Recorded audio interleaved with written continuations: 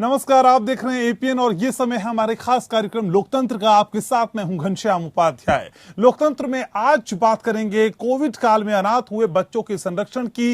NCPCR यानी national commission for child right की ओर से सुप्रीम कोर्ट में जो शपथ पत्र दाखिल किया गया उसके मुताबिक पिछले साल 1 अप्रैल से 5 जून के बीच देश में 3621 बच्चे कोरोना की वजह से अनाथ हो गए, जबकि 26,176 बच्चों ने अपने माता पिता में से किसी एक को खो दिया। 274 बच्चों को छोड़ दिया गया। ऐसे हालात में कुछ लोग मौके का फायदा उठाना चाहते हैं। सुप्रीम कोर्ट ने कोविड-19 के कारण अनाथ हुए बच्चों को अवैध रूप से गोद लेने पर चिंता जाहिर करते हुए राज्य सरकारों और केंद्र शासित प्रदेशों को अवैध रूप से गोद लेने में लिप्त गैर सरकारी संगठनों के खिलाफ कार्रवाई करने का निर्देश दिया है।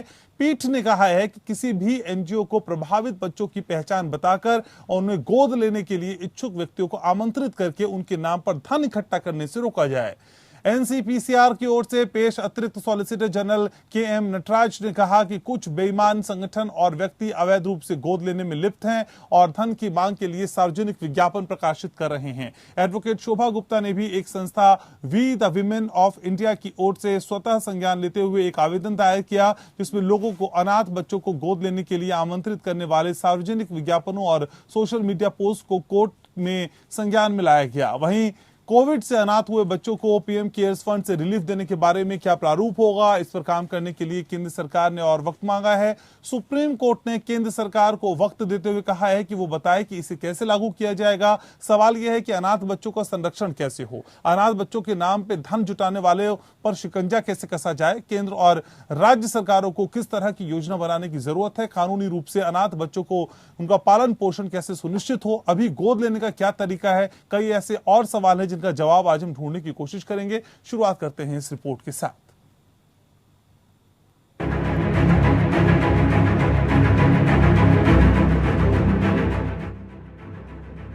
सुप्रीम कोर्ट ने कोविड-19 के कारण अनाथ हुए बच्चों को अवैध रूप से गोद लेने पर चिंता व्यक्त करते हुए राज्य सरकारों और केंद्र शासित प्रदेशों को अवैध रूप से गोद लेने में लिप्त गैर सरकारी संगठनों के खिलाफ कार्रवाई करने का निर्देश दिया है।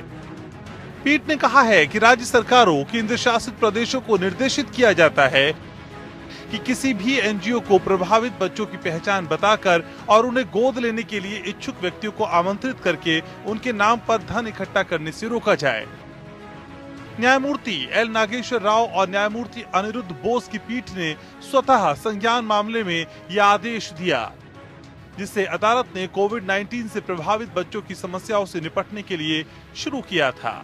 National council for the protection of child rights की ओर से पेश अतिरिक्त सॉलिसिटर जनरल के.एम. नटराज ने अदालत के समक्ष प्रस्तुत किया कि कुछ बेईमान संगठन और व्यक्ति अवैध रूप से गोद लेने में लिप्त हैं और धन की मांग के लिए सार्वजनिक विज्ञापन प्रकाशित कर रहे हैं। एडवोकेट शोभा गुप्ता ने एक संस्था we the women of India की ओर से स्वतः संज्ञान लेते हुए एक आवेदन दायर किया, जिसमें लोगों को अनाथ बच्चों को गोद लेने के लिए आमंत्रित करने वाले सार्वजनिक विज्ञापनों और सोशल मीडिया पोस्ट को कोर्ट के संज्ञान में लाया गया।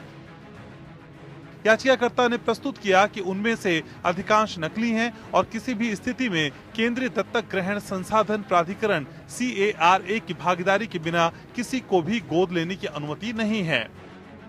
उन्होंने सोशल मीडिया में इस तरह के पोस्ट के प्रसार को रोकने के लिए राज्य सरकारों और केंद्र शासित प्रदेशों द्वारा जुवेनाइल जस्टिस एक्ट 2015 की धारा 108 के तहत तत्काल कार्रवाई की आवश्यकता पर जोर दिया और ऐसे पोस्ट के लिए जिम्मेदार लोगों के खिलाफ कड़ी कार्रवाई की मांग की। याचिकाकर्ता ने कहा कि प्रभावित बच्चों के हित में चल रही योजनाओं का व्यापक प्रचार प्रसार किया जाए।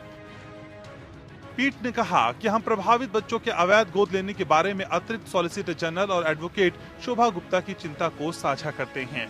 किशोर न्याय अधिनियम एवं कल्याणकारी योजनाओं के प्रावधानों का व्यापक प्रचार प्रसार करें। कोर्ट ने ये देखते हुए कि अधिकांश आबादी किशोर न्याय अधिनियम 2015 के प्रावधानों और अधिनियम के तहत घोषित कल्याणकारी योजनाओं से अवगत नहीं है, इसलिए केंद्र और राज्य सरकारों को इसका व्यापक प्रचार करने का निर्देश दिया। Bureau report. तो आज इसी विषय पर विस्तार से चर्चा करेंगे। मेरे साथ बेहद खास मेहमानों का खास पैनल जुट रहा है। परिचय मैं आपका करा दूं, मेरे साथ शोभा गुप्ता हैं, अधिवक्ता हैं सुप्रीम कोर्ट में। मेरे साथ ज्योतिका कालरा हैं, मेंबर हैं एनएचआरसी में। रीता सिंह मेरे साथ जुड़ रही हैं, मेंबर चाइल्ड वेलफेयर कमेटी से हैं। वेद भूषण साहब जुड़ रहे हैं, एक्स आईपीएस ऑफिसर हैं। आप सभी का बहुत बहुत स्वागत। चर्चा की शुरुआत सबसे पहले ज्योतिका कालरा आप ही से करना चाहूंगा।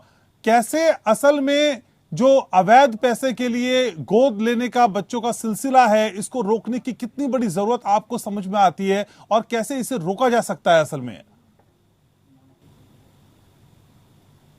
सबसे पहले जो प्रिवेंटिव मेजर्स हैं वो अवेयरनेस है कि लोग अभी भी, जैसे हम खुद देखते होंगे या शोभा ने भी ऐसा देखा होगा कि अमूमन व्हाट्सएप में ये सब शेयर हो रहा था कि एक दया के तहत ये बच्चे अनाथ हो गए हैं, इनको कौन लेना चाहता है। ये बहुत कॉमनली शेयर हो रहा था। अब जानकारी ही नहीं है शायद उनको कि इस प्रकार आप बच्चों की जो पहचान है उसको सबके बीच में साझा करके आप ऐसे बांट सकते हैं। तो उस इग्नोरेंस में वो उन सब मैसेजेस को शेयर कर रहे थे। तो पहले तो सबसे बड़ी आवश्यकता है कि इसके बारे में अवेयरनेस, इसके बारे में जनता को जागरूकता, जानकारी कि कोई अनाथ बच्चा है तो किसी व्यक्ति विशेष का कोई अधिकार नहीं है कि उसका नाम, उसकी उम्र, उसका फोन नंबर भी किसी कॉन्टैक्ट का देके व्हाट्सएप पे शेयर कर दें कि आप इसको शेयर कीजिए और जल्दी से जल्दी इसको जो गोद लेना चाहता है उस तक पहुंचे। तो पहला जो दायित्व है, और वो हम सरकार, वो दायित्व कोई जनता के ऊपर या ये एनजीओ के ऊपर नहीं होता, ये दायित्व किसी भी डिस्ट्रिक्ट मजिस्ट्रेट के ऊपर है कि उस बच्चे की जो प्राइवेसी है, उसकी जो गोपनीयता है, उसको सुरक्षित रखा जाए। और जो भी इस प्रकार, जो अगर मान लीजिए उनके कोई इंटेंशंस गलत भी नहीं हो सकती, हो सकता है कि उनकी इंटेंशंस ठीक भी हो, पर क्योंकि उनको जानकारी का अभाव है तो जो मैसेजेस को सर्कुलेट कर रहे हैं तो उसके बारे में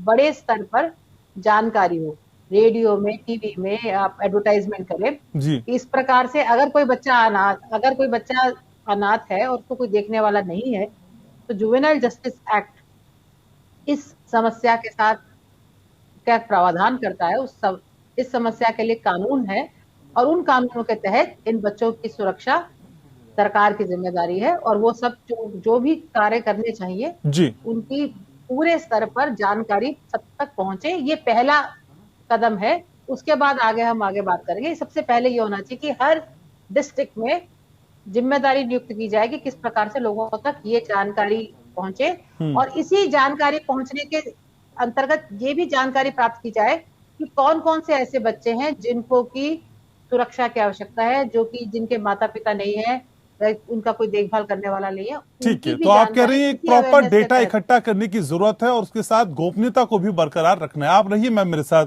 शोभा जी भी मेरे साथ हैं। शोभा जी, अवैध रूप से गोद लेने का मामला आपकी नजर में, आपकी निगाह में कितना गंभीर है, कितना सेंसिटिव है मैम, और क्यों ये मामला सुप्रीम कोर्ट पहुंच गया?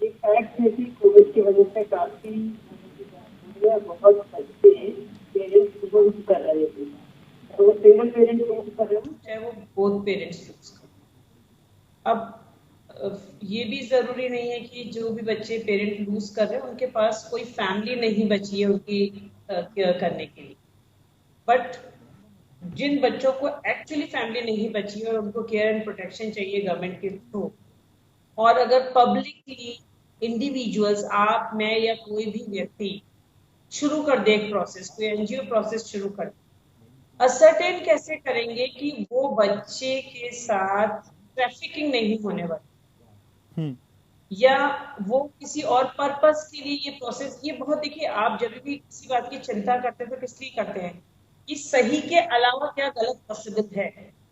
और इसमें बहुत बड़ा चिंता ये कि बच्चे चाइल्ड ट्रैफिकिंग ट्रैप तो नहीं हो जाएंगे। आपके पास ओपनली कोई भी व्यक्ति आ रहा है कि मेरे पास 2 साल का बच्चा है, 6 महीने का बच्चा है, आप जिस किसी को भी अडॉप्ट करना है आप आके अडॉप्ट कर लीजिए। हेवीली सर्कुलेट हो रहे थे पोस्ट सोशल मीडिया में, हमारे व्हाट्सएप ग्रुप्स में। इनफैक्ट हम लोग we the women of India में एक 200 मेंबर्स का ग्रुप है, हमारे पास ये सर्कुलेट हो रहे थे। और बीइंग अ लॉयर मेरे को ये लीगल है, मैंने ग्रुप्स में सर्कुलेट किया कि इलीगल है, पर लोगों ने तो एक्चुअली रिक्वायरमेंट भेजनी शुरू कर दी कि हम अडॉप्ट करना चाहते हैं, हमको एक्सेस करना है। मैंने किसी पुलिस पर्सन से बात करी, मैंने कुछ और ये कारा के अंदर जो एजेंसीज है यहाँ बात करी, उन्होंने कहा मैम हमने वेरीफाई कराया है कि पोस्ट इलीगल है सारे, ना केवल इलीगल है, फेक। बट आप एक ट्रैक तो तैयार होना था ना कि मैं अगर एक इंटरेस्टेड पेरेंट हूँ, मैं भी कुछ पे करूँ, मैं इन्वॉल्व हो रहा हूँ इसमें, बच्चा पता नहीं किस हाथों में जा रहा है, किस इरादे से जा रहा है।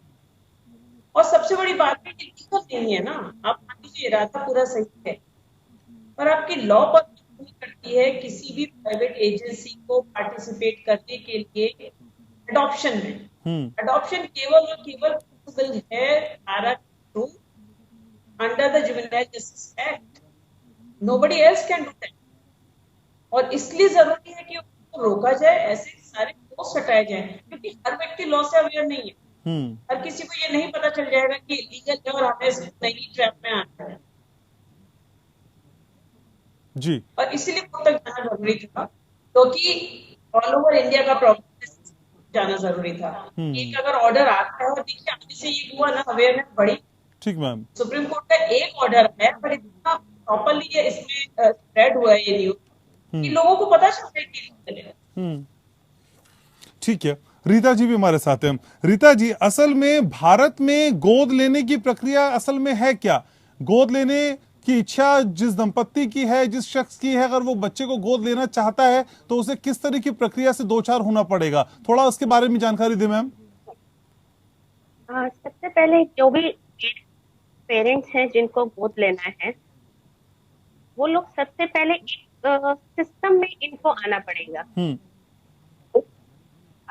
ऑलरेडी हर एक स्टेट में जो बनी हुई है स्पेशल एडॉप्शन एजेंसी, वहां पर जाकर वो अपना सब सारा प्रोसेस देख सकते हैं और उस प्रोसेस में उनको पता चलेगा कि हमें किस तरह से अपनी एप्लीकेशन फाइल करनी है। एप्लीकेशन में हमारे जो है क्या क्राइटेरिया है जिसको हमें फुलफिल करना है, और उसके बाद ये जो पहले हर एक स्टेट का एक अलग सिस्टम होता था, लेकिन जब से कारा ने जो है सेंट्रलाइज कर दिया है, तो जो भी एडॉप्शन एजेंसी की एप्लीकेशन है वो सारा कारा पे जो है वो अपलोड हो जाता है। और पेरेंट्स जो है वो क्यों पे होते हैं, उनको जो है एक पेशेंस बनाए रखना होगा। जब उनका क्राइटेरिया फुलफिल हो जाता है तो उनको जो भी बच्चा उनके सीरियल पे होता है वो बच्चों को उनके साथ लिंक किया जाता है। तो एटलीस्ट वो ये टाइम है 1 2 साल 3 साल, तो लोगों के अंदर जो है वो एबिलिटी कि जो है बच्चा, क्योंकि इंडिया की एक मेंटालिटी कि हमें बच्चा 2 साल से छोटा चाहिए, 2 साल से बड़ा बच्चा जो है नहीं कर पाएगा, जो अपब्रिंगिंग है उधर से नहीं हो पाएगी। और इस अगर हम देखें तो नंबर्स इतने नहीं है। स्पेशल एडॉप्शन अगर आप नंबर पे अगर तो किसी के पास 50 बच्चे हैं, किसी के पास 60 हैं, किसी के पास 30 हैं, लेकिन जब पेरेंट्स तो बहुत लंबा। तो एटलीस्ट उनको जो भी एजेंसी करती है, जैसे कि कहा गुप्ता जी ने भी कि हमें एक अवेयरनेस सिस्टम बहुत ध्यान देना है। जैसे कि जो भी बच्चे हैं, ये जो कि भाई ये बच्चा है जिस गोद लेना है हम करें, लेकिन मोबाइल नंबर से करते हैं तो वो मोबाइल नंबर अवेलेबल नहीं होता, कोई रिस्पॉन्स नहीं कर सकता, और के चक्कर में अलग अलग चीजों को इंक्लूड करते हैं जिनसे जो ढंग से अप्लाई कर पाती है। तो एटलीस्ट फिर जो है कि साइबर जाकर इन आउट करना, लेकिन कहीं ना कहीं ये आइडिया कि बच्चे अगर ऑर्फन हुए हैं कहीं ना कहीं ये परंपरा है जिसको हम लोग अवैध। ठीक है मैम। वेद भूषण जी भी हमारे साथ हैं, एक्स आईपीएस ऑफिसर है। वेद सर, असल में अवैध रूप से गोद लेने में लिप्त गैर सरकारी संगठनों के खिलाफ कार्रवाई करने का जो निर्देश दिया गया है, सर ये आप कैसे देखते हैं और ये पॉसिबल कैसे होगा, व्यवहारिक कैसे है और संभव कैसे हो पाएगा, और किन कानूनों के तहत, कौन से ऐसे लॉज है सर जिसके तहत एक्शन लिया जा सकता है? घनश्याम जी देखिए, पालना और मदर टेरेसा एक ऐसी संस्थाएं थी जो बेदाग मानी जाती थी कि वो बच्चों के जो ऑर्फेन बच्चे हैं उनके अडॉप्शन के लिए उनको तैयार किया गया था। परंतु उसमें भी बड़े एलिगेशन लगे कि फॉरेनर्स बच्चों को आके अडॉप्ट करके चले जाते हैं। इसलिए सेंट्रल एडॉप्शन रिसोर्स अथॉरिटी बनाई गई थी कि जो केवल एक नोडल एजेंसी का काम करेगी, जिसकी गाइडलाइंस के तहत ही कोई भी बच्चे की अडॉप्शन हो सकती है। अब ये जो कोविड के दौरान जो 9,000 से ऊपर ज्यादा बच्चे खासतौर से वेस्ट बंगाल, उड़ीसा के अंदर हुए हैं, यूपी के अंदर हुए हैं, कैसे उनकी देखभाल की जाए जिससे वेल नरिश हो सके, देश के सम्मानित नागरिक बन सके। इसी के तहत जो गाइडलाइंस थी, आपको याद होगा यूपी ने अभी डिसाइड किया, यूपी गवर्नमेंट ने डिक्लेयर किया कि 1,500 रुपए पर बच्चा वो लोग देंगे और उस बच्चे की उम्र जब तक 18 साल नहीं हो जाएगी। नंबर 2, जब जिस स्कूल में पढ़ रहा है उस स्कूल में उसकी एजुकेशन कंटिन्यू की जाएगी, चाहे वो सेंट्रल स्कूल में पढ़ रहा है या किसी और दूसरे स्कूल में पढ़ रहा है। तो ये स्टेट गवर्नमेंट की, और जैसे बताया गया था डीएम की जिम्मेदारी है। अब कौन अडॉप्शन करेगा उसके लिए भी गाइडलाइंस है। जो अडॉप्ट करने वाला है वो कारा देखेगी, सेंट्रल एडॉप्शन जो देखेगी कि वो आदमी जो अडॉप्ट कर रहा है क्या वो इस काबिल है कि बच्चे को केयर कर सकता है, वो फिजिकली मजबूत है, साउंड है, फाइनेंशियली वो बच्चे को सस्टेन कर सकता है, मेंटली और इमोशनली वो आदमी फिट है। उसके अलावा फीमेल, कोई भी मेल फीमेल को अडॉप्ट नहीं कर सकता, बिल्कुल क्लियर प्रोविजन है। परंतु जो अभी सुप्रीम कोर्ट के अंदर याचिका थी जिसमें बहुत सारी गाइडलाइंस, एक ऑब्जर्वेशन सुप्रीम कोर्ट की ऑर्डर थी, उसमें बहुत सारी चीजें निकल के आई हैं जिसके बारे में तमाम स्टेट गवर्नमेंट, सेंट्रल गवर्नमेंट को दिशा निर्देश दिए गए। उसमें यह भी प्रोविजन था कि 3 बच्चों से ऊपर कोई अडॉप्शन नहीं हो सकता, रेयरेस्ट बहुत के केस डिमांडिंग केस उसमें हो सकता है, स्पेशल परमिशन उसमें लेने का प्रोविजन है। वेद जी मैं आपको रोक रहा हूं सर, एक चीज समझना चाहता हूं सर, जो लोग असल में अनाथ बच्चों के नाम पे गोरख धंधा कर रहे हैं, चाहे वो एनजीओज हो चाहे कुछ लोगों का संगठन हो जो पैसे जुटाने का खेल खेल रहे हैं, सर उन पे किन कानूनों के तहत कार्रवाई होगी सर, कैसे एक्शन लिया जाएगा?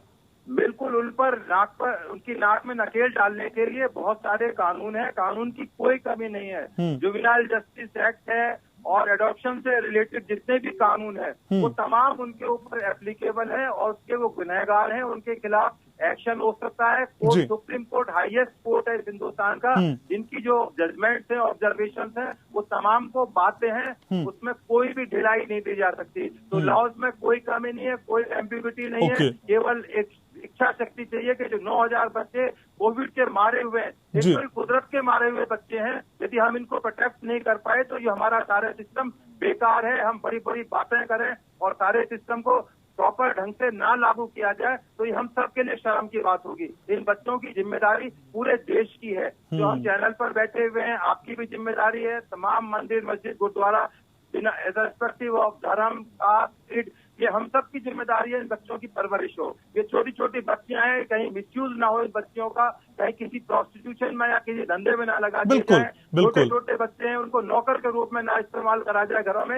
ये सब चीजों की जिम्मेदारी, इसीलिए सेंटर एडॉप्शन जो एक तरीका बनाया गया था जिसके माध्यम से बच्चों को लिया जा सकता है। जो ये कुपरमत्तों की तरह जो एनजीओज हैं या जो लोग पर्सनल लेवल पर इन बच्चों को अडॉप्ट कर रहे हैं, ये इलीगल है, इनके खिलाफ सख्त एक्शन की जरूरत है और उम्मीद है कि सुप्रीम कोर्ट के इंटरवेंशन के बाद में इसमें जरूर एक्शन सरकारें लेंगी।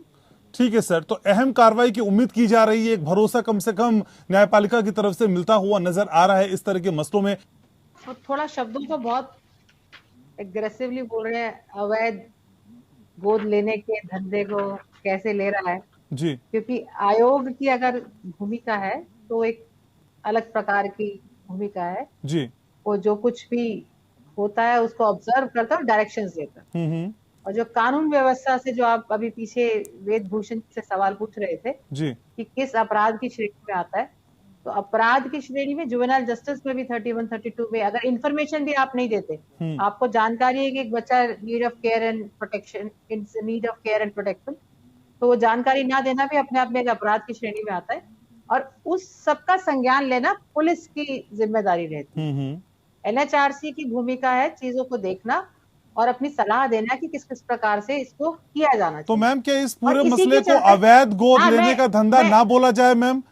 हाँ, मैं इसको मसले को, ये बच्चा, ये मसला है, ये बेसिकली उन बच्चों की सुरक्षा और उनकी देखभाल का है जिनके माता पिता चले गए या जिनका कोई एक अर्निंग पेरेंट चला गया। एक लार्जर इशू है, सिर्फ गोद लेने की बात नहीं है, उन बच्चों की सुरक्षा, उनका देखभाल और उन तक वो सब सेवाएं पहुंचे जो कि विभिन्न सरकारों ने अनाउंस की है, जिसमें कि पीएम केयर्स की भी योजना है, हर राज्य ने योजनाएं अनाउंस की है। तो लार्जर क्वेश्चन ये है कि वो जो बच्चे जिनको आवश्यकता है और जिनके लिए सब सरकारों ने बहुत से वो भी अनाउंस करे, किसी ने स्कॉलरशिप, जैसे महाराष्ट्र सरकार ने 5,000 का किया, यूपी के भी बात मैम कर पर रहे थे कोर्ट कि ने तो 1200 इसी मसले को लेकर इंटरवीन किया ना कि असल में जो कुछ संगठन है जो इसका फायदा उठाने जा रहे हैं, मैं कह रही हूँ, मैं उसी खबर से तो ये सारी चीजें निकल के आ रही है। जो बाकी चीजें हम बात कर रहे हैं ज्योतिका जी, वो तो बहुत ज्योतिका जी जो हम बाकी बातें करते हैं वो तो बहुत आदर्श स्थिति हम गिनवाने लगते हैं। स्थिति की बात ही नहीं है। अल्टीमेट एम है कि उस बच्चे का केयर एंड प्रोटेक्शन, उस बच्चे की देखभाल, उस बच्चे का रिहेबिलिटेशन, अल्टीमेट तो एम ये है ना। नहीं, तो तभी लार्जर प्रोस्पेक्टिव जब आप समझाती है मैम, तो वो उस प्रोस्पेक्टिव में असल में ये जो न्यूज पैक है जिस वजह से खबर है वो यही है ना कि कोविड के टाइम पे जो बच्चे अनाथ हो गए उनको लेकर मिसयूज किया जा रहा है। इसे हम कैसे छोड़ सकते हैं? इसे हम कैसे छोड़ दें मैम? अवैध गोद लेने के धंधे को हम कैसे कोर्ट ना करें? कोर्ट करना पड़ेगा मैम। कोर्ट करने की आप शब्दों का चेयर है, आप उन बच्चों के लिए बात कर रहे हैं। यहाँ पर जो लार्जर इशू है, जिस वजह से एप्लीकेशन लगती है, राष्ट्रीय मानवाधिकार आयोग, नेशनल ह्यूमन राइट्स कमीशन की भी गाइडलाइंस अभी जून में आई है जी, और वो गाइडलाइन भी इंक्लूसिव है, जिसमें कि बच्चों के सेहत को लेके गाइडलाइन है, बच्चों की शिक्षा को लेके गाइडलाइन है, और ये ऑर्फन बच्चों के लेके गाइडलाइन, और सीसीआई में जो चाइल्ड केयर इंस्टीट्यूशन से बच्चे हैं उनको लेके गाइडलाइंस है। और जो ऑर्फन बच्चों को लेके गाइडलाइंस है, बेसिकली एडॉप्शन कारा के द्वारा होना चाहिए, इसमें कोई डाउट नहीं है, ये बिल्कुल सेटल है। जो इन ऑर्फन बच्चों को लेके सारे तमाम सुरक्षा अनाउंस की गई हैं विभिन्न सरकारों के द्वारा, वो बच्चों तक पहुंचे, बच्चों का रिहेबिलिटेशन हो। बच्चों का तो इंटरेस्ट उसमें होता है ना।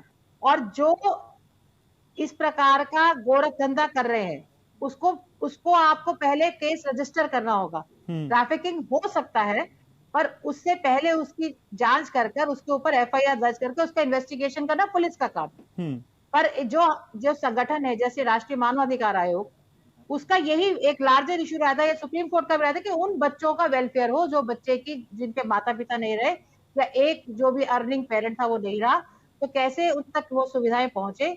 और जिन परिवार व्यवस्था में वो रह रहे हैं, किनशिप केयर जिसको कहते हैं, उसमें सरकार की मदद के द्वारा जहां तक संभव हो सके बच्चे परिवार में रहे, उनकी देखभाल हो और उनके जो इंटरेस्ट है उनको प्रोटेक्ट किया जाए। ठीक है शोभा जी, असल में एक गोद लिए गए बच्चे के कानूनी हक क्या है मैम, और कैसे इनका उल्लंघन हो रहा है, जरा ये भी समझाइए मैम प्लीज।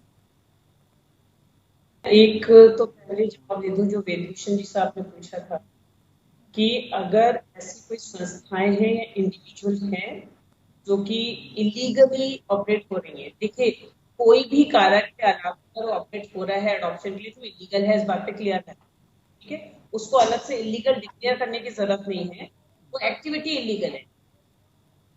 कोई भी अगर एडॉप्शन में इन्वॉल्व है अपार्ट फ्रॉम कैरा, उसको 3 साल तक की सजा हो सकती है, 1 लाख का जुर्माना। ये है section 80 of criminal justice act, right जी। उनके हक क्या है? ये कि उनके पढ़ाई लिखाई का ध्यान रखा जाएगा। मतलब होता क्या है कि एक बच्चा है जो कि अपने पेरेंट्स को लूज कर चुका है, तो उसकी इमीडिएटली पोर्टल में आना चाहिए, वो स्टेट की पोर्टल में भी आना चाहिए और सेंट्रल गवर्नमेंट के पोर्टल में भी आना चाहिए जो स्पेशली बनाया है इस पर्पस के। ये सारी इंफॉर्मेशन एक, वंस वो बच्चा इनके लिस्ट में है तो वो CWC का काम आ जाता है, उसके बाद चाइल्ड वेलफेयर कमेटी का, तो एग्जामिन करना कि इसका स्टेटस क्या है, क्या उस बच्चे के पास ऑलरेडी फैमिली अवेलेबल है या उसको फैमिली केयर, प्रोटेक्शन, शेल्टर सब चाहिए। अब हो सकता है कि जब आप एग्जामिन करते हैं तो पता चलता है उस बच्चे के पास फैमिली है, can be taken care of, तो मे बी वो उस बच्चे के लिए एक रिपोर्ट बन जाएगी कि इस बच्चे को फैमिली की जरूरत नहीं। फैमिली क्लेम कर सकती है कि देखिए हम अपने बच्चे का खुद ध्यान रखेंगे, हम उसको ऑर्फन की लिस्ट में नहीं लाना चाहते हैं, हम वी आर कैपेबल इनफ। पर जो नहीं है तो उसके बाद बच्चे को जब ये पता चल जाता है कि इस बच्चे के पास कोई केयर टेकिंग नहीं है तो वो डिक्लेयर करता है कि आप ये बच्चा is available for adoption either as an orphan or as a surrendered child. Surrendered child भी हो सकता है, ऑर्फन नहीं है पर सरेंडर्ड चाइल्ड हो सकता है कि उसकी फैमिली ने गिव अप कर दिया है जी, या अबेंडेंड है। उन किसी भी केस में वो बच्चा उस लिस्ट में चला जाता है जहां पर कि आप स्पेशली ऑथोराइज्ड एजेंसीज है फॉर अडॉप्शन, सारा हम बोलते हैं उसको, SARA, इनके लिस्ट में भेज सकते हैं आप उनको। Now the detail is with them.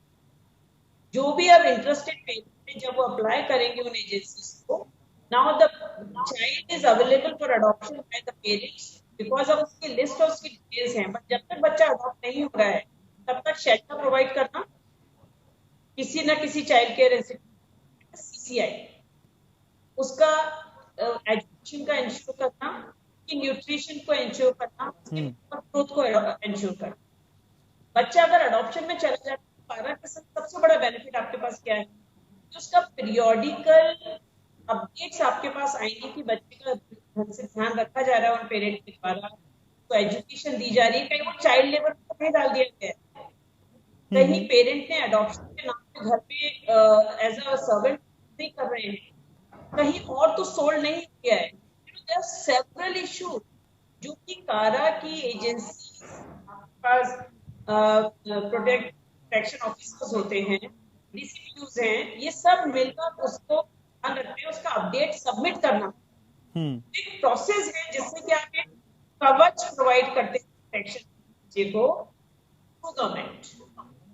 ठीक है रीता जी असल में केंद्र की तरफ से या राज्य सरकारों की तरफ से आपको क्या लगता है किस तरह की योजनाओं की जरूरत इस तरह के बच्चों को लेकर है, जिनकी जरूरत के हिसाब से आगे कम से कम भविष्य में इस तरह की घटनाएं फिर से ना हो और बच्चे गलत हाथों में ना जाएं?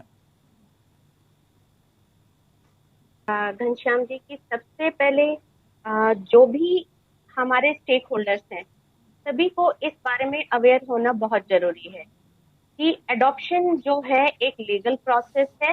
किसी बच्चे को हम लोग इस तरह से नहीं दे सकते क्योंकि उस बच्चे के पूरे लीगल राइट से खत्म हो जाते हैं अगर वो इलीगल तरीके से उसको एडॉप्शन में दे दिया जाता है।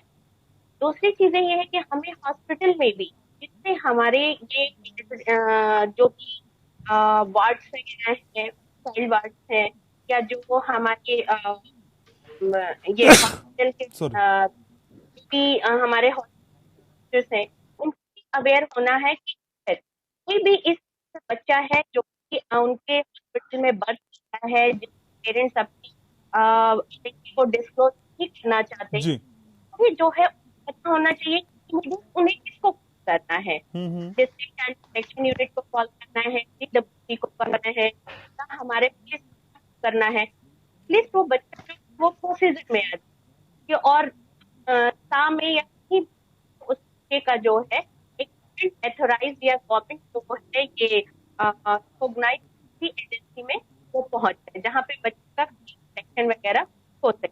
जो हमारी आशा वर्कर एक घर घर जो है वो लोग लोगों के कॉन्टेक्ट करती हैं, उन लोगों के पास ये जानकारी हो कि किसी कोई भी अड़ोस पड़ोस में या कोई ऐसा घर जहाँ का बच्चा है उस बच्चे के लिए जानकारी में वो दे सके। और दूसरा हमें इस एडॉप्शन के साथ साथ जो फैमिली है, फैमिली जिनको बोलते हैं, पेरेंट्स के किसी भी बच्चे के पेरेंट्स जाती है तो जो एक्सटेंडेड फैमिली है तो भी हम लोग गाइड कर आप लोग उसको एज ए फिट में आप लोग उसको डेवलप कर सकते हैं। इसके लिए भी जो है वो बच्चे का जो है या जो मंथली रखे वो बच्चा कहीं भी जो है गलत में न जाए, जो जैसे कि कि हम उसको कहीं सर्वेंट की तरह यूज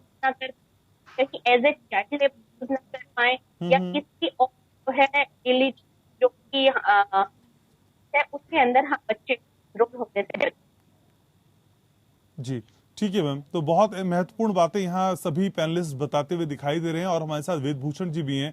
वेद जी, असल में आमतौर पर गोद लेने का जो रैकेट होता है, जो जिस गोरख धंधे की आज हम बात कर रहे हैं, ये काम कैसे करता है सर? आपका अनुभव क्या कहता है? इस तरह के रैकेट से आप भी दो चार हुए होंगे और देश विदेश से भी कई बार इनके तार जुड़े हुए होते हैं सर। ये जो फील्ड में स्थिति है और अभी हम चैनल पर जो बातें कर रहे हैं वो बुकिश बातें हैं, लॉ से संबंधित है, बिल्कुल कोर्ट कचहरी संबंधित है, परंतु आप ध्यान से देखें तो ये वो बच्चे हैं जो बिल्कुल लो पॉवर्टी लाइन है, गरीबी रेखा के नीचे जो बच्चे जी रहे उनके उन बच्चों की हम लोग बात कर रहे हैं। तो इसके लिए जरूरी है कि जो स्टेक होल्डर, जिसमें पुलिस भी बहुत बड़ा एक स्टेक होल्डर है, वहां तक पुलिस तक वो FIR कैसे दर्ज की जाए जिससे कि कानून अपना एक्शन कर सके। सबसे बड़ी मजबूरी यही है। जैसे अभी आशा वर्कर का नाम लिया गया, ग्राम लेवल पर नाम लिया गया, बच्चे तो वहाँ पर है जो रिमोट एरियाज के अंदर है, दिल्ली, कलकत्ता, मद्रास, बड़े शहरों में कोई इस तरह की बहुत ज्यादा बराबर स्थिति नहीं है। स्थिति वहाँ ज्यादा खराब है जहाँ रिमोट एरियाज है, इंटीरियर के अंदर है, जहाँ पुलिस के लिए पहुंच पाना मुश्किल है। वहाँ जरूरत है सामाजिक जो ताना बाना है उसके तहत वो तमाम जानकारियां इकट्ठी हों, जानकारियां पुलिस तक पहुंचे, वहाँ के लोकल एडमिनिस्ट्रेशन तक पहुंचे, जिससे कि तमाम जो लॉज है उनके ऊपर एक्शन पुलिस ले सके, ट्रैफिकिंग को रोका जा सके, इलीगल एडॉप्शन पर रोक सके, जो कानून बने हुए हैं उनके तहत उन पर कार्रवाई की जा सके। परंतु वो सूचना वहां तक यदि पहुंच ही नहीं पाएगी तो हमारा सिस्टम फुल प्रूफ नहीं हो पाएगा और तमाम जो कानून है वो केवल किताबों तक रह जाएंगे या फाइलों तक दबके रह जाएंगे। जरूरत है उन तमाम कानूनों को फील्ड पर, मैदान के ऊपर कैसे इम्प्लीमेंट किए जाए। ये अपने आप में तमाम स्टेट गवर्नमेंट के लिए, सेंट्रल गवर्नमेंट के लिए एक बहुत बड़ा चैलेंज है और इस चैलेंज को स्वीकार करना चाहिए। बच्चों की जिम्मेदारी फिर दोबारा बता रहा हूँ, हम सब की है, पूरे हिंदुस्तान की है। जितनी हमारी रीटा सिंह जी बैठी है, कालना मैडम बैठी हुई है, शोभा गुप्ता बैठी है, वेदभूषण है, हम सब की जिम्मेदारी है। इस जिम्मेदारी को बिल्कुल चैलेंज के रूप में लें। हमारे बच्चों का कोई मिसयूज ना हो, उनको कोई ट्रैफिकिंग ना करे, उनका जो लड़कियां, छोटी लड़कियां, उनका यौन शोषण ना हो, इसकी जिम्मेदारी हम तमाम की है और इसके लिए कोशिश की जानी चाहिए और दिल से कोशिश की जानी चाहिए। पेपर वर्क के लिए नहीं, दिल से यदि बच्चों की मदद करना चाहेंगे, पूरा देश यदि मदद करना चाहेगा तो ऐसे बच्चों की लिस्ट बनाई जा सकती है, उनको आइडेंटिफाई किया जा सकता है, तभी ये सारा प्रोसेस आगे हो पाएगा। यदि वो जानकारी का अभाव रहा तो हम एक्शन भी नहीं ले पाएंगे, कोई सारा सिस्टम फेल हो जाएंगे। सबसे पहली चीज है इनके बारे में जानकारियां मुहैया की जाए, जुटाई जाए, छोटे ग्राउंड लेवल से जुटाई जाए, तभी इन पर एक्शन लिया जा सकता है और कार्रवाई होती है। ज्योतिका कालरा जी मेरे साथ हैं। ज्योतिका जी, अनाथ बच्चों को गोद लेने के लिए जो आमंत्रित किए जाने वाले विज्ञापन है वो भी हम कई सोशल साइट्स पे, कई पोर्टल्स पे देखते हैं। अगर इस प्रक्रिया में इतने सारे झंझावात हैं जिनको समझने की कोशिश करनी होगी और उनको बिना पूरा किए आप गोद नहीं ले सकते, तो इस तरह की एडवर्टीजमेंट किस तरह से पब्लिश हो जाती है मैम?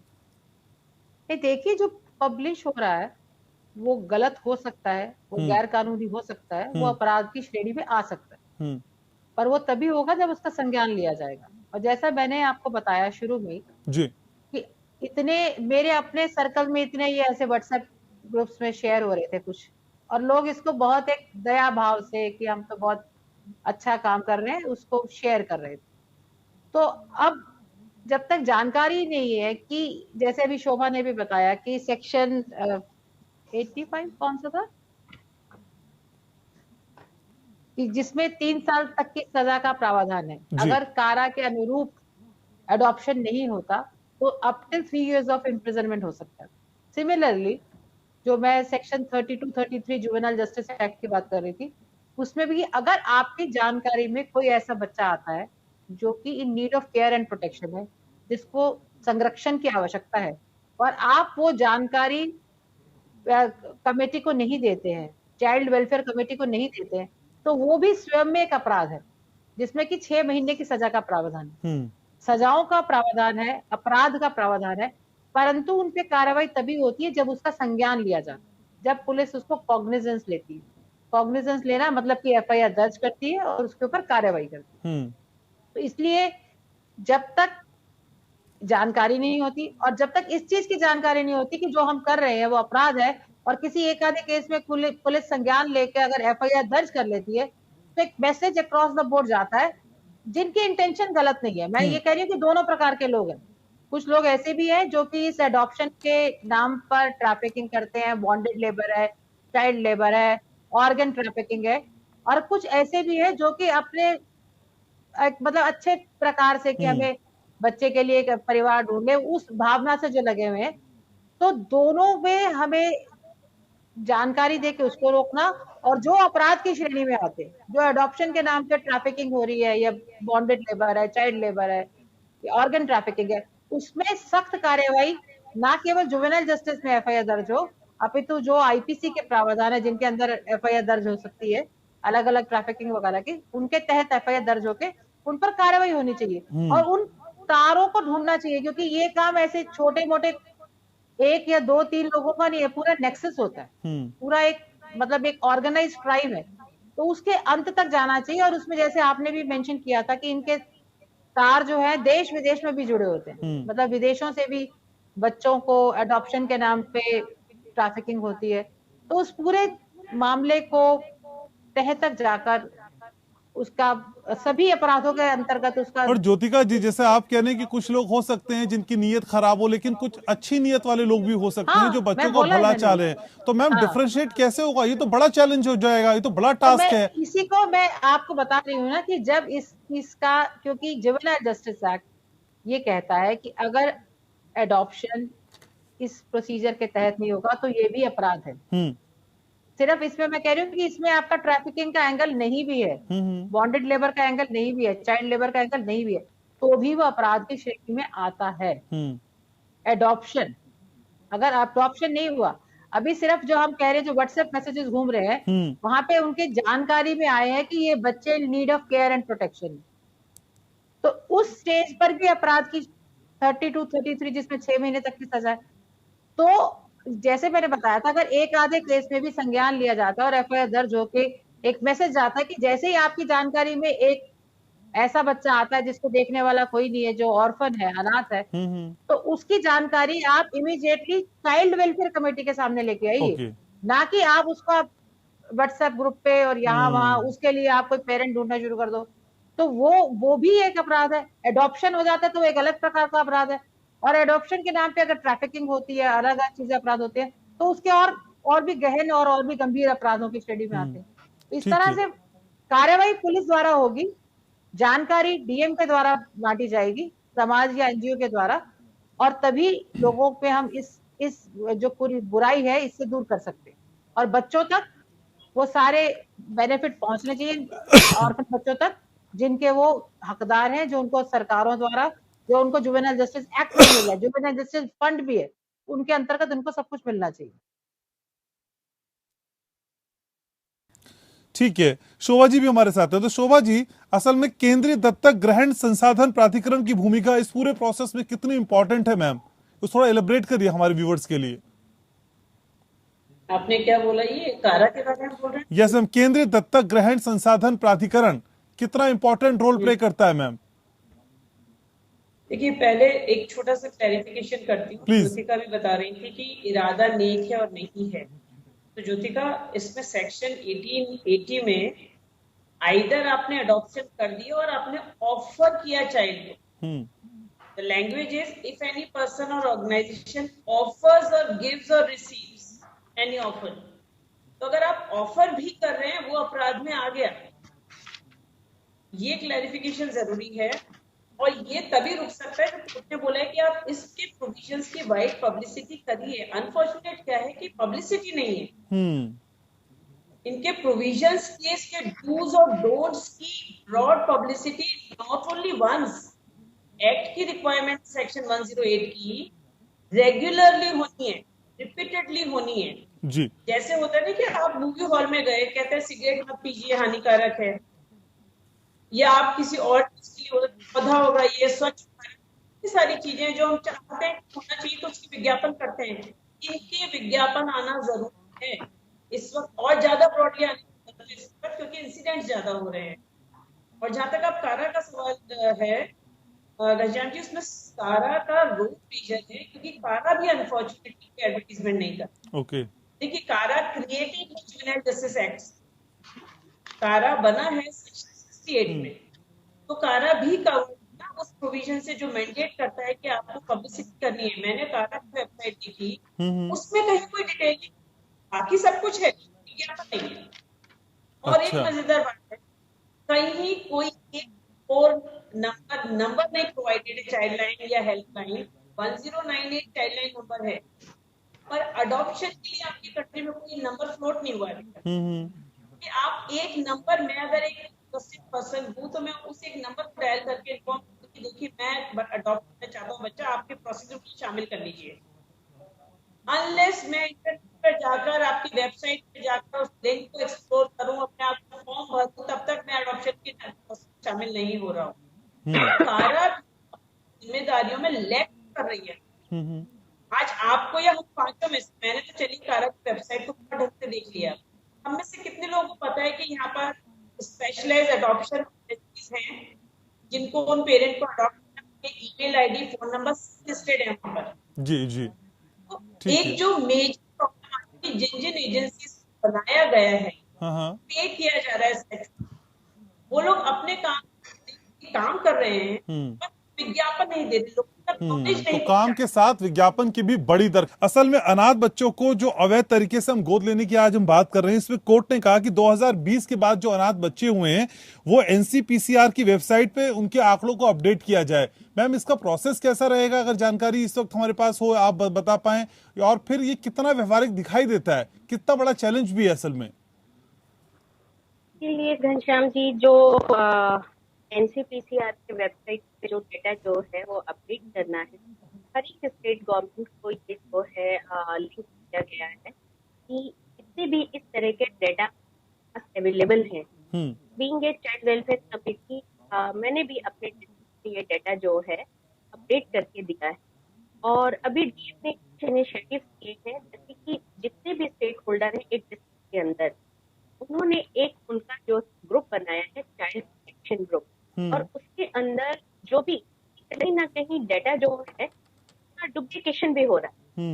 अगर वो मेरे पास है मैं भी उसको काउंट कर रही हूँ, अगर वो डीसीबीओ में जाता है वो भी काउंट कर रही है, एनसीपीसीआर में जा रहा है तो एक ही बच्चा 3 बार काउंट हो रहा है। तो एटलीस्ट एक फिल्टर हो कि एक डिस्ट्रिक्ट से कितने बच्चे जो हैं इस तरह के कैटेगरी में आ रही हैं, ये डेटा जो है ये गवर्नमेंट कंपाइल कर रही है डिस्ट्रिक्ट वाइज, और वो फिर जो है एनसीपीसीआर के वेबसाइट पे इसको अपडेट कर रहे हैं। तो कहीं ना कहीं जो एक डुप्लीकेशन रुकेगा और जो बच्चे हमारे इस सिस्टम में आएंगे तो उनको जो है उनकी लीगलिटी भी मेंटेन होगी, और कहीं ना कहीं जो उनके लिए एक एडॉप्शन का जो प्रोसेस है वो भी कंप्लीट किया। जी, वेदभूषण जी भी हमारे साथ हैं। वेद सर, असल में क्या गोद लेने के जो मौजूदा कानून हैं, जो मौजूदा लॉज हैं, वो बहुत कमजोर हैं और इन्हीं कमियों का फायदा उठा रहे हैं इस तरह के एनजीओज जो बच्चों को यहां से वहां ट्रांसफर करते हैं चंद पैसों के लिए? उपाध्याय जी, कानून में ignorance of law is not an excuse. Okay. जो पर कानून की स्थिति है, जैसे अभी डिस्कशन हो रहा था जुवेनाइल जस्टिस एक्ट पर, जिसमें 6 महीने की सजा का प्रोविजन है या मामूली पेनल्टी का प्रोविजन है। जरूरत इस चीज की है कि सरकारें इस बारे में कोई ना कोई ऑर्डिनेंस लाए जिसमें कानून बेहतर बनाए जाए इन बच्चों की केयर के लिए, और उसमें इनको नॉन अवेलेबल बनाया जाए और इनमें पेनल्टी और कन्विक्शन का प्रोविजन ज्यादा हो, तभी हम सक्सेसफुल हो पाएंगे। और बर्डन ऑफ प्रूफ अक्यूज के ऊपर हो, ना कि प्रोसिक्यूशन के ऊपर। यदि हम सही दिल से आत्मा से काम करना चाहते हैं तो सरकारों को चाहिए कि तुरंत इसके बारे में कोई ऑर्डिनेंस लाए जिससे कि ये डेटरेंट बन सके। इतने कमजोर लॉज के साथ में इस तरह की जो एक्टिविटीज में इन्वॉल्व हैं, चाहे वो इंटरनेशनल ट्रैफिकिंग हो रही है, ट्रैफिकिंग हो रही है या और तमाम इन्फ्लुएंशियल लोग इस सारे धंधे से जुड़े हुए हैं, यदि उनकी नाक में नकेल डालनी है तो इन कानूनों के लिए ऑर्डिनेंस लाना पड़ेगा, क्योंकि ये कानून इतने वीक हैं, इतने कमजोर हैं। इनमें बेल का प्रोविजन है, सालों साल प्रक्रिया चलेगी, एडवोकेट, कोर्ट, अदालत, तारीख पे तारीख। तो अब जरूरत है कि यदि हम एक्शन लेना चाहते हैं, सुप्रीम कोर्ट ने अपना बिल्कुल एक क्लियर स्टैंड दिया है। अब सरकारों की जिम्मेदारी है कि तमाम सरकारें अपने स्टेट में वो अपनी जरूरत के हिसाब से ऑर्डिनेंस लाएं और इनको और डेटरेंट बनाए, जिससे कि एक मैसेज आए यदि इन बच्चों के साथ में आपने गलत तरीके से अपनाकर इनको अडॉप्ट किया या इनको कहीं बाहर भेजा तो आपकी शामत आ जाएगी, आपको सालों जेल में रहना पड़ेगा और प्रोसिक्यूशन को फेस करना पड़ेगा। ये वक्त की जरूरत है, इसके बिना हम बहुत कामयाबी की तरफ नहीं जा सकते। ये केवल फील्ड की बातें और बुकिश में रह जाएंगी, इसलिए एक्शन की जरूरत है और ये उम्मीद है के साथ सरकारें जरूर एक्शन लेगी इस बारे में। शोभा जी, असल में विदेशियों द्वारा बच्चों को गोद लेने का कानून क्या है ये भी समझा दीजिए, और इसे क्यों कमजोर माना जाता रहा है? सुप्रीम कोर्ट के गोद लेने पर क्या दिशा निर्देश है? 1984 में सुप्रीम कोर्ट ऑफ इंडिया ने Laxmikant Pandey versus Union of India में जो दिशा निर्देश जारी किए थे, वो क्या आज के कॉन्टेक्स्ट में भी आपको प्रभावी दिखाई देते हैं मैम? वो जो आपने रेफरेंस दिया ना लक्ष्मीकांत के जजमेंट का जी, यही कल्मिनेट हुआ है लेटर ऑन इन कारा, और कारा में दोनों तरह से प्रोविजन है, जो इंडियन पेरेंट हैं और parents not living in India. दोनों के लिए प्रोविजन है, दोनों के लिए प्रोसीजर डिटेल लेड डाउन और चेक्स एंड बैलेंस स्ट्रॉन्ग है। ऑनेस्टली अगर आप मेरे से पूछे, मुझे कारा के अडॉप्शन प्रोसेस में कोई कमी नहीं लगती है। ओके। पर वेद भूषण जी ये सही कह रहे हैं कि ये जो प्रोविजन है सजा का, वो शायद ज्यादा सख्त होना चाहिए। केवल 1 लाख का जुर्माना या 3 साल काफी नहीं है इस किस्म के अपराध के लिए, जो कि एक पूरे भविष्य को खराब कर सकता है। तो उसके लिए अगर इसको ज्यादा करते हैं, तो मैं रिपीट करूंगी, देखिए जब तक आप पब्लिसिटी नहीं करेंगे, लोगों को ये पता ही नहीं चलेगा कि मैं ये गलत कर रहा हूँ। ये कहना वाजिब है कि ignorance of law is no excuse, पर at the same time public at large को हम क्यों फेल हो रहे हैं इन्फॉर्म करने में।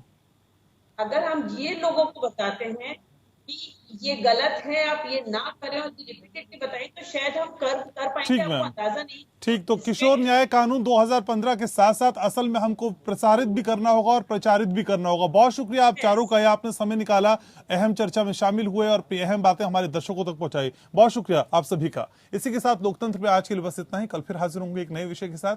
देखते रहिए एपीएन।